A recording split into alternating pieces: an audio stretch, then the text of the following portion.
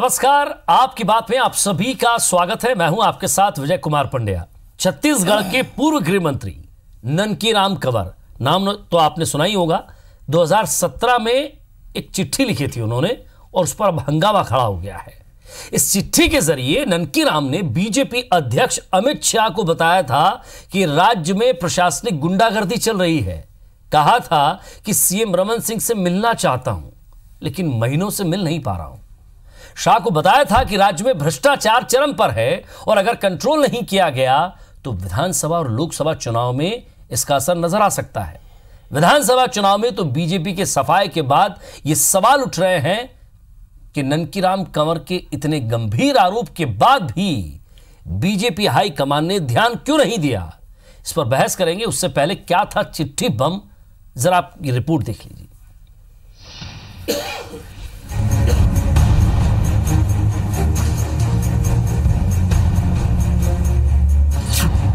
सामने आया पूर्व गृह मंत्री का लेटर बम। ननकीराम कंवर का लेटर बम अमित शाह के नाम। चिट्ठी में छत्तीसगढ़ की प्रशासनिक गुंडागर्दी का जिक्र। छत्तीसगढ़ में बीजेपी अपनी बड़ी हार के दर्द से अभी उभरी भी नहीं थी कि पार्टी में लेटर बम का विस्फोट हो गया। पूर्व गृह मंत्री ननकीराम कंवर का पार्टी अध्यक्ष अमित शाह को लिखा 2017 का एक पत्र, यानी कि ये चिट्ठी बता रही है कि पार्टी किस कदर अंदरूनी कलह का शिकार थी। सोशल मीडिया पर वायरल हुए इस लेटर में ननकीराम कंवर ने साफ लिखा है कि अगर हालात नहीं बदले तो विधानसभा चुनाव में बड़ा उलटफेर हो सकता है। कंवर ने लिखा है कि मैं विगत कुछ महीनों से रमन सिंह जी से मिलकर इस विषय पर चर्चा करना चाहता था, मगर रमन सिंह जी की व्यस्तता के कारण मुझे अवसर नहीं मिला। अधिकारियों ने बिना शौचालय बनवाए केंद्रीय राशि का गबन कर गांव, ब्लॉक, पंचायत और ओडीएफ घोषित कर दिया है। प्रदेश में प्रशासनिक भ्रष्टाचार और गुंडागर्दी चरम पर है और इसके लिए जिम्मेदार मुट्ठी भर अफसरों पर नकेल कसने की जरूरत है। अधिकारीगण पार्टी के वरिष्ठ नेताओं के विरुद्ध कार्य करते हैं और उनकी छवि धूमिल करते हैं। बेलगाम अधिकारियों पर अगर कार्रवाई नहीं हुई तो कार्यकर्ताओं के हौसले पर विपरीत प्रभाव पड़ेगा। हम कोई विचार रखते हैं, पर्सनली रखें, उसको अगर तवज्जो नहीं देंगे तो जो स्थिति आज बनी है उसमें कोई दिक्कत नहीं है। ऐसा हो सकता था, हमने पहले ही बतलाया था। अब चूंकि मेरे पत्र को दिल्ली वालों ने ही डिस्क्लोज कर दिया, ऐसा मुझे लगता है। माननीय प्रधानमंत्री और माननीय अध्यक्ष जी को पत्र लिखा था, गंभीर स्थिति है, उसको संभालिए। जब पूर्व गृह मंत्री अपने मुख्यमंत्री से चाहकर भी महीनों तक नहीं मिल सकता, उस सरकार का जनता से कनेक्शन कितना होगा, आप अंदाजा लगाइए। ननकीराम कंवर ने सितंबर 2017 में जिस बात का अंदेशा जताया था, दिसंबर 2018 में वही हुआ। गृह मंत्री की शिकायत पर ना तो सीएम ने ध्यान दिया और ना ही पार्टी अध्यक्ष ने। लेकिन क्या हार के बाद बीजेपी ने अभी भी कुछ सबक लिया है? ननकीराम कंवर जी ने एक लेटर लिखा था जो बाद में सार्वजनिक हुआ, तो कहा था कि इसकी ओर सरकार ध्यान दे, नहीं तो फिर गिर जाएगी और यही होगा। देखते हैं 17 में अब कौन मंत्री क्या लेटर लिखा है मुझे जानकारी नहीं है। ननकीराम जी हमारे वरिष्ठ नेता हैं, उनके बारे में आप जानते हैं। जन्म के बाद पहले चुनाव से ही बीजेपी के साथ रहे। राज्य में ऐसी दुर्दशा हुई जैसी बीजेपी तो छोड़िए, कांग्रेस ने भी नहीं सोचा था। आगे लोकसभा चुनाव है। ननकीराम कंवर ने चिट्ठी में विधानसभा के साथ ही लोकसभा के लिए भी चेताया था। पार्टी या संगठन में कोई बदलाव ना तो 2017 में हुआ और ना ही 2019 में किया गया। लेकिन अब देखना यह है कि जिन वजहों से बीजेपी का विधानसभा में सफाया हुआ है, उनके रहते वो लोकसभा चुनाव में कैसे खुद को बचा पाती है।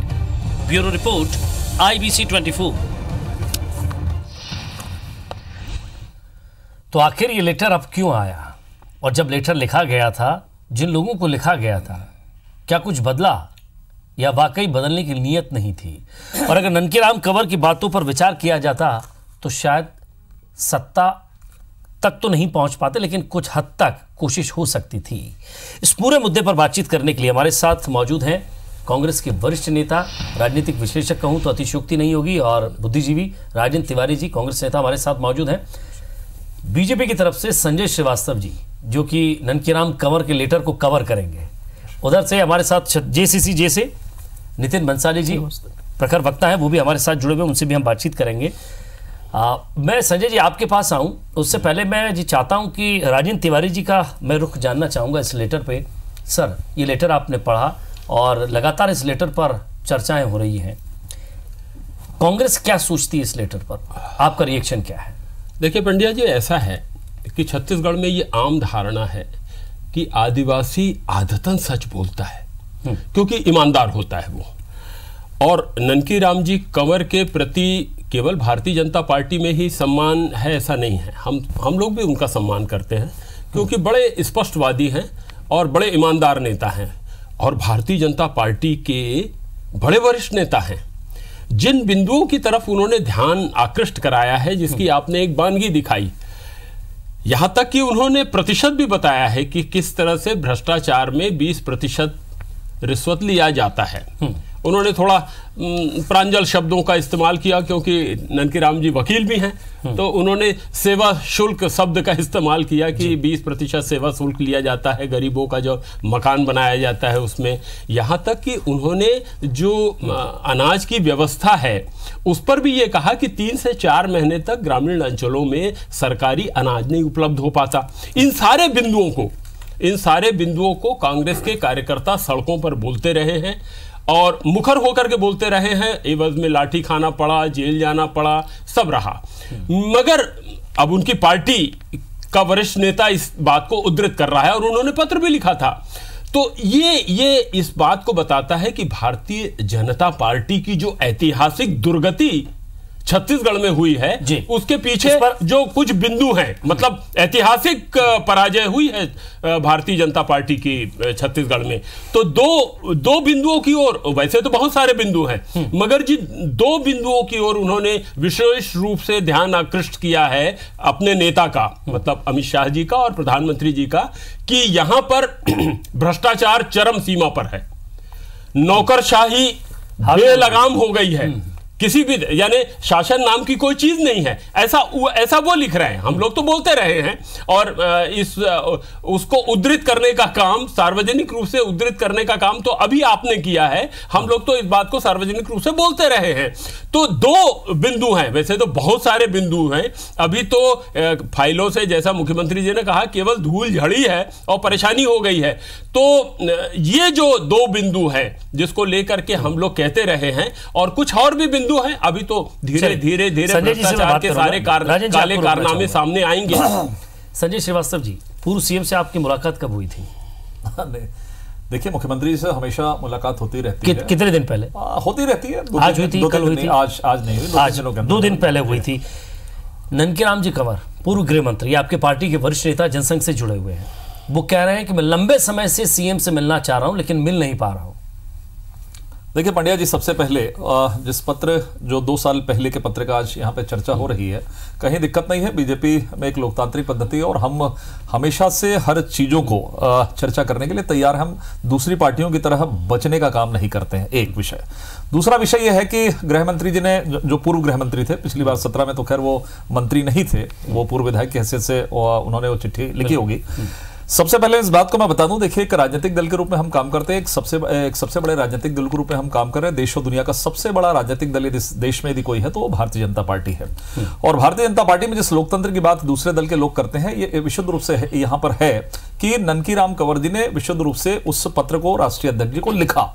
कई पार्टियों के अंदर में तो स्थिति यह है कि लोकतांत्रिक पद्धति से इस तरह के शायद भी पत्र लिखने की हिम्मत न हो, ये भी हमने देश की राजनीति के अंदर में देखा है। अब रही बात, सरकार चलती है, तमाम प्रकार के विषय रहते हैं, संगठन की व्यवस्था रहती है, तमाम प्रकार की कमियां रहती है। ये कोई पहला मामला कोई बीजेपी में नहीं है, कांग्रेस के अंदर में या दूसरी पार्टियों के अंदर में भी तमाम प्रकार के मामले, तमाम प्रकार के पत्र चिट्ठी, तमाम प्रकार के विषय, तमाम प्रकार के आरोप। एक मिनट मैं कंप्लीट कर लूं, 1 मिनट। ये तमाम प्रकार के आरोप लगते हैं। तो मुझे लगता है कि यदि उनकी कोई पीड़ा थी, उनका कोई दर्द था, उनको उन्होंने कहा, उनकी सुनिए तो यदि पर्सनल नहीं रहती, मैं ये नहीं कह रहा हूं कि पर्सनल थी या नहीं, या हो सकता है यदि इतना जिस तरीके का उल्लेख यहां पर किया जा रहा है, इस तरीके का यदि राज रहता तो शायद हमारे 50 जो विधायक थे, 49 विधायक थे, उसमें से 40 लोग राष्ट्रीय अध्यक्ष जी को पत्र लिख देते। तो ये कहीं ना कहीं उनकी सोच, हम उनका सम्मान करते हैं, कहीं दिक्कत नहीं है। और यदि बदले की भावना से काम करते हो शायद वो आज विधायक नहीं रहते, उनको शायद विधानसभा की टिकट नहीं दी जाती। तो लोकतंत्र है, कहीं कोई कमियां है सरकार में, उन्होंने लिखा, बहुत अच्छी बात है। लेकिन आज इस चर्चा में मैं इस बात को लंबा कर सकता हूं, चर्चा पार्ट पार्ट में होगी, लेकिन उम्मीद करता हूं कि पहला वक्तव्य जो कांग्रेस की तरफ से आया, कि जिस गंभीरता के साथ में ननकी राम जी के पत्र को, ननकी राम जी के वक्तव्य को यहां पर लिया गया है, मैं उम्मीद करता हूं कि विधानसभा में एक विधायक के रूप में है, वो कांग्रेस को सलाह देंगे तो कांग्रेस बड़ी गंभीरता के साथ में उस बात को भी गंभीरता के साथ में लेगी, उसमें प्रति प्रश्न करने की कोशिश नहीं करेगी। यह मैं उम्मीद करता हूं आज की इस चर्चा में। पार्टी ने उन्हें गंभीरता से नहीं लिया, प्रदेश स्तर पर उन्हें गंभीरता से नहीं लिया गया, राष्ट्रीय स्तर पर उन्होंने अपने नेताओं को चेताया, वो नहीं चेते। उसके बाद जो हर्ष हुआ, देखिए पंड्या जी, आपने सवाल किया है, बड़ा गंभीर सवाल है, कड़ा सवाल है। आप इस बात को सिद्ध कर सकते हैं कि पार्टी ने उसको गंभीरता से नहीं लिया? क्या एक सुन लीजिए हाँ। क्या एक प्रश्न के तौर पर, क्या एक विधायक के तौर पर, क्या एक किसी एक सदस्य के तौर पर, या किसी एक कार्यकर्ता के तौर पर प्रश्न का जवाब, यदि कोई चीज सामने आती है। संजय जी, आपकी मेरी जब भी मुलाकात होती है हम लोग कई मुद्दों पर बहुत गंभीर चर्चा भी करते हैं, लेकिन आज आपके इन मुद्दों पर मैं बातचीत करने के लिए तैयार हूं। बंसाली जी, मैं माफी चाहूंगा, 2 मिनट बाद आपके पास आऊंगा। प्रथम सवाल, उन्होंने लिखा कि यहां अधिकारी भ्रष्ट हैं। किस अधिकारी पर कोई कार्रवाई हुई? 1 साल के अंदर किसी भी अधिकारी पर कोई बड़ी कार्रवाई नहीं हुई। देखिए सिद्ध करने पर आ जाएंगे सर तो बहुत लंबी बात है। मैं सवाल, देखिए मैं आज, क्या पार्टी के इस पूरे पत्र पर एक्शन लिया गया? नहीं लिया गया। उन्होंने लिखा कि लोकसभा में भी इसके गंभीर परिणाम हो सकते हैं, क्या इस पर कोई एक्शन लिया गया? नहीं लिया गया। इसके बावजूद आपकी पार्टी में कोई रिशफल नहीं हुआ, किसे नहीं हटाया गया। जो जिम्मेदार थे हार के, वही आज नेता प्रतिपक्ष के तौर पर बैठ गए। क्या उन्होंने हार की जिम्मेदारी? मुझे सीधे मुख्यमंत्री जी सामने आए थे, पूर्व मुख्यमंत्री जी सामने आए थे, उन्होंने कहा था कि हार की जिम्मेदारी मैं लेता हूं। तो क्या पार्टी के वरिष्ठ नेताओं को, सर मैं आपके यहाँ के पार्टी की बात तो मैं पंड्या जी, क्या राष्ट्रीय नेतृत्व पर ये बात, मैं पंड्या जी, नेतृत्व ने क्या चेंजेस किए? मैं पंड्या जी, मैं इस बात को एक प्रतिप्रश्न आपसे करता हूं कि माननीय मुख्यमंत्री जिस प्रदेश के अंदर में 15 साल जनता के आशीर्वाद से यहां पर मुख्यमंत्री थे, जनता के आशीर्वाद से हम सरकार में थे, किसी के बदौलत नहीं थे। एक बात। दूसरी बात, माननीय मुख्यमंत्री जी ने इस बात को स्वीकार किया कि हां गलती हुई हमसे तमाम प्रकार के, मैं उसका उन्होंने उसकी जिम्मेदारी ली। क्या मुख्यमंत्री नेता प्रतिपक्ष नहीं बन सकते थे? क्या वो बने? सुनिए मेरी बात। और प्रदेश अध्यक्ष जी जो थे, ठीक है, प्रदेश अध्यक्ष से वो पिछली बार विधानसभा में नहीं थे। इस बार बहुत सही कहा आपने, बहुत ही सही कहा आपने, विधानसभा बने, लेकिन ननकी राम भी तो लाइन में थे, वो बने नहीं। देखिए बनने के लिए ब्रजमोहन अग्रवाल जी थे, तमाम प्रकार के लोग थे। मैं आपसे जो प्रश्न कर रहा हूं, सुनिए, उसको ट्विस्ट मत करिए। मैं ये कह रहा हूं, आपकी पार्टी में आ गया। मैं उस लेटर पे आ रहा हूं, पहले आपने जो सवाल किया उसका मैं जवाब दे रहा हूं कि क्या ये बात मैं मिथ्या बोल रहा हूं, ये गलत बोल रहा हूं कि क्या डॉक्टर रमन सिंह जी का नाम नेता प्रतिपक्ष के रूप में चल रहा था कि नहीं मीडिया के अंदर में? चल रहा था, सुन लीजिए। लेकिन क्या वो बने? नहीं बने। दूसरा व्यक्ति चुनकर जो जीतकर विधायक बनकर आया है, वो नेता प्रतिपक्ष के रूप में सामने आया। शायद निकलेगी तो बहुत दूर तक जाएगी, बहुत लंबी बात होगी। लेकिन मेरे पास फिर से लूंगा। बंसाली जी कई समय से बैठे, मैं उनसे भी बातचीत, नितिन बंसाली जी काफी समय से आपके पास नहीं आ पाया। राजनीति में आप भी हैं, एक नेता अपने बड़े नेता से मिलना चाहता है, एक पूर्व गृह मंत्री अपने सीएम से मिलना चाहता है, लेकिन उससे मिलने नहीं दिया जाता है। वो पार्टी को आगाह करता है, पार्टी के अंदर लेटर लिखकर कई बार आगाह करता है, बयान से आगाह करता है, लेकिन शायद उसकी बात नहीं सुनी जाती। क्या आपको लगता है कि कहीं ना कहीं उसे हाशिए पर खड़ा करने की कोशिश थी? देखिए, आदरणीय ननकी राम कंवर जी ने जो एक पत्र लिखा, जो कि आज आप लोगों ने सार्वजनिक किया, ये ननकी राम जी अकेले की ये पीड़ा नहीं थी। ये अगर प्रदेश के पूर्व गृह मंत्री, जनसंघ से जुड़े इतने बड़े नेता, प्रदेश में मैं तो सोचता हूँ सबसे सीनियर है, उम्र में भी वो अभी विधानसभा में, और तजुर्बे में भी, मध्य प्रदेश का अविभाजित छत्तीसगढ़ में भी वो मध्य प्रदेश की सरकार में मंत्री रहे हुए हैं, वो व्यक्ति यदि सीएम से नहीं मिल पा रहे हैं तो निश्चित तौर पर, अभी आदरणीय संजय श्रीवास्तव जी भी थोड़ी देर पहले कह रहे थे कि संगठन में, हमारे संगठन में इतना तो है कि पत्र लिखने की आजादी है, या लिख सकते हैं और जानकारी दे सकते हैं। तो मैं ये पूछना चाहता हूं आदरणीय संजय श्रीवास्तव जी कि यदि ननकी राम जी ने इतना गंभीर पत्र, प्रदेश के एक पूर्व गृह मंत्री ने ये पत्र लिखा, तो आपके राष्ट्रीय अध्यक्ष ने संगठनात्मक रूप से इस पे क्या कार्रवाई की? ये अफसरशाही की बात, दबी जुबान से बीजेपी के भी कार्यकर्ता जब हमसे मिलते थे तो कई बार हमसे इस विषय में हमसे चर्चा की थी कि भैया सरकार हमारा ही काम नहीं हो रहा है। ये दुख तो संजय श्रीवास्तव जी को भी है, लेकिन वो करें क्या? वो अभी जिस जगह पर बैठे पार्टी का पक्ष रखने बैठे, तो कहीं ना कहीं ये आपसी सिर फुटअव्वल। अभी ये कह रहे थे कि यदि असंतोष होता तो 49 विधायक जो थे हमारे सभी पत्र लिखते। अभी तो पत्र आने शुरू हुए हैं। जब पूर्व गृह मंत्री के ये हाल थे, तो अभी तो ये लेटर बम की अभी लड़ाई लगनी शुरू हुई है, नहीं जाने कितने फटाके फूटेंगे। एक व्यक्ति ने, एक सीनियर लीडर ने एक पत्र लिखा, उस पत्र में कहीं उसने ये नहीं लिखा कि मुझे ये पद चाहिए, मुझे टिकट चाहिए, मुझे फलाना चाहिए, ढिमाका चाहिए, ऐसा कहीं कोई जिक्र नहीं है। सिर्फ और सिर्फ पार्टी की चिंता कर रहा है व्यक्ति। प्रशासनिक स्तर पर किस तरह जड़ें जमी हुई है, और कहीं ना कहीं ये बड़े बड़े मुद्दे, ओडीएफ का मुद्दा है, साथ ही साथ मकानों का मुद्दा है। क्या आपको लगता है कि आपके पास भी इस लेटर के कारण एक हथियार साथ में आया है, जो अब इस पर भी आपकी पार्टी विचार कर सकती है और सरकार इस पर कार्रवाई करने की कोशिश भी कर सकती है? क्योंकि जो बात ननकीराम कंवर कह रहे हैं, शायद उसको लेकर भी पिछली फाइलें खंगाली जा सकती है। देखिए, हम इसको हथियार के रूप में इस्तेमाल नहीं करना चाहते, क्योंकि कोई प्रतिशोध की भावना नहीं, मगर हाँ, इस बात को लेकर हम जरूर सतर्क हैं कि छत्तीसगढ़ की जनता की गाढ़ी पसीने की कमाई अगर बर्बाद हुई है, और कुछ लोगों के कारण बर्बाद हुई है, भयंकर और जबरदस्त भ्रष्टाचार हुआ है, तो हम तो चाहेंगे कि उसकी जांच हो। और ननकीराम जी, मैं फिर से कहूंगा, वैचारिक मतभेद अपनी जगह होते हैं, हमारे और उनके वैचारिक मतभेद हो सकते हैं, मगर जिन बिंदुओं पर उन्होंने ध्यान आकृष्ट किया वो बिंदु तो सही है। उनका दर्द छलक करके बाहर आता है कि जो आदमी गृह मंत्री रहा हो, वो मिलने का समय मांग रहा है और मिलने का उसको समय नहीं मिल पा रहा है। चलिए सारे बिंदुओं को अलग कर दीजिए, अरे मिल करके बैठ करके बात तो कर लीजिए, वो तक का समय नहीं दिया गया उनको मिलने का। और दूसरी बात यह है कि जिस बकायदा अधिकारी का नाम लेकर के कह रहे हैं, अभी नितिन ने एक बात कही कि दबे स्वर में भारतीय जनता पार्टी के नेता अफसरशाही के खिलाफ, भ्रष्टाचार के खिलाफ बोला करते थे। मैं आपको बताऊं, दबे स्वर में नहीं, कुछ लोगों ने तो मुझसे मुखर होकर के कहा, बृजमोहन, मैं यहां पर घोषित कर रहा हूं, मैं सार्वजनिक रूप से बोल रहा हूं, बृजमोहन अग्रवाल के खिलाफ उनकी जमीन वगैरह का जो मामला उठा था, वो कांग्रेस के लोगों ने नहीं उठाया था, वो इनके अधिकारी ने उठाया था। और भारतीय जनता पार्टी के लोग जानते हैं इस बात को कि इनके अधिकारी ने प्रतिशोध के रूप में उस मामले को उठाया था। बुला लीजिएगा एक आध दिन बृजमोहन अग्रवाल को यहां पर और उनसे साक्षात्कार ले लीजिएगा। तो अतिशय चरम सीमा पर था अफसरशाही। क्या आपको लगता है कि सुपर सीएम तो बनकर वो बैठे थे, जिनका ये नाम को सिर्फ बीजेपी ने हराया है? देखिए, सबसे पहले जिस बात का उल्लेख यहां पर किया गया, इतनी निम्न स्तरीय टिप्पणी इस डिबेट के अंदर में हो सकती थी, शायद मैं इस बात का मुझे आकलन नहीं था। और आज मैं चुनौती देता हूं IBC के चैनल के अंदर में कि बृजमोहन अग्रवाल जी ने इस बात को यदि कहा, और कौन से अधिकारी नाम, यदि इतनी बातचीत हुई तो नाम का भी उल्लेख कर दे कि नाम का उल्लेख तो पत्र में है।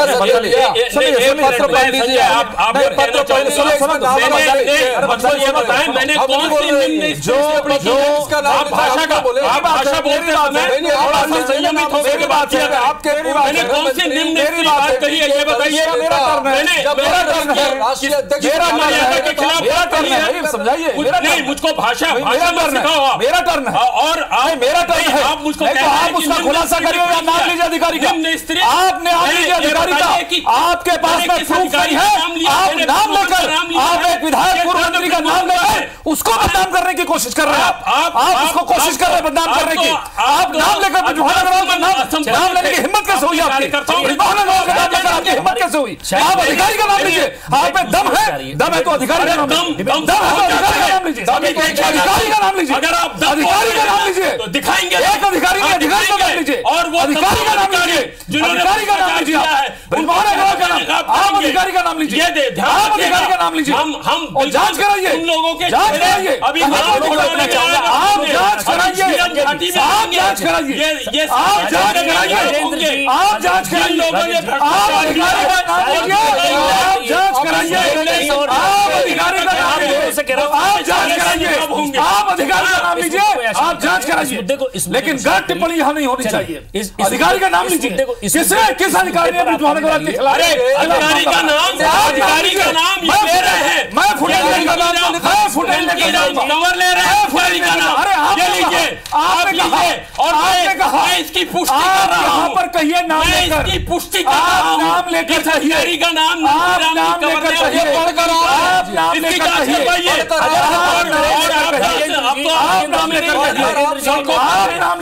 करवाएंगे आप नाम ले लीजिए। वो अगर नाम आप पढ़ के नाम लीजिए ना। ननकी राम बिना नाम लिए आप नाम लीजिए, हिम्मत है तो ये भाषा आप खेलिए मत, आप नाम लीजिए। चर्चा जैसी अगर आई है, चर्चा जैसी होनी चाहिए। राजेंद्र जी, ये अधिकारी चर्चा होना चाहिए। वो कह रहे हैं उसकी पुष्टि कर रहे हैं संजय जी, वो कह रहे हैं उस चिट्ठी आप नाम का नाम लिया है भैया, यहाँ पर नाम लीजिए। चलिए संजय जी, अच्छा संजय जी, आप नाम नाम ले रहे हैं ननकी राम जी के पत्र। आप नाम लीजिए, कर रहा हूं। आप नाम लीजिए, भी हस्ताक्षर, आप नाम लीजिए, मैं हस्ताक्षर आप उस अधिकारी का नाम लीजिए। ननकी राम जी नहीं, यहाँ पर जो आरोप लगाया गया है, इन्होंने कहा उसमें कोई नाम है तो आप नाम ले लीजिए। तो नाम लिखा, आप नाम लीजिए ना, आप लीजिए तो नाम, आप नाम लीजिए ना, मुझसे लीजिए, अरे मुझसे लीजिए, पढ़ लो, मुझसे लीजिए, मैं चर्चा कर रहा हूँ, पढ़ लो। मेरे पास दम है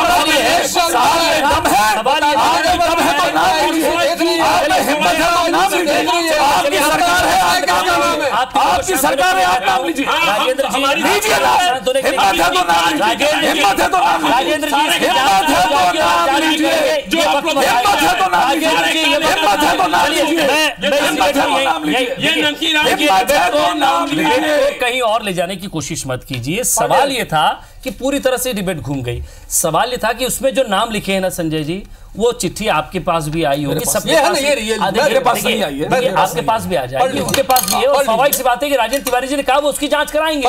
अगर ऐसा कोई भ्रष्टाचार हुआ है और ऐसा कोई भ्रष्टाचार सामने आया तो उसकी जांच कराएंगे। लास्ट कमेंट आपका लूंगा, डिबेट खत्म करें। मैंने स्पष्ट तौर पर कहा, डिबेट चेंज हुआ। मैं ननकी राम जी के पत्र पे जवाब देने के लिए यहां पर बैठा हूं, डिबेट में आया हूं। लेकिन जब मंत्री बृजमोहन अग्रवाल जी के मामले को लेकर यह स्पष्ट तौर पर आरोप लगाया गया कि कांग्रेस नहीं, एक अधिकारी ने, ये एक मिथ्या आरोप है। सुनिए, देखिए इस डिबेट के अंदर में मिथ्या आरोप और हमेशा से इस तरह से मोल्ड करके गलत तरीके से आरोप लगाने की कोशिश, मैं तो चुनौती देता हूं, आप दीजिए ना, बताइए। और आपकी सरकार, आप जांच कराइए, हम तैयार होगी। अरे करिए, आप धूल झाड़ते रह जाएंगे, धूल झाड़ते रह जाएंगे, धूल झाड़ते रह जाएंगे, कुछ नहीं मिलना है।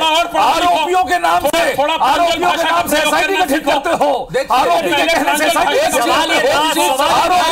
से चिट्ठी को आखिर गंभीरता से क्यों नहीं लिया गया? और अगर इस चिट्ठी को गंभीरता से लिया गया, सरकार चलेगी, सबक लेने के लिए तैयार नहीं है। बहुत बहुत शुक्रिया आप सभी का, राजेंद्र जी आपका, संजय जी आपका भी, और नितिन जी, बहुत कम समय मिला आपको बोलने के लिए, उसके लिए क्षमा, नमस्कार।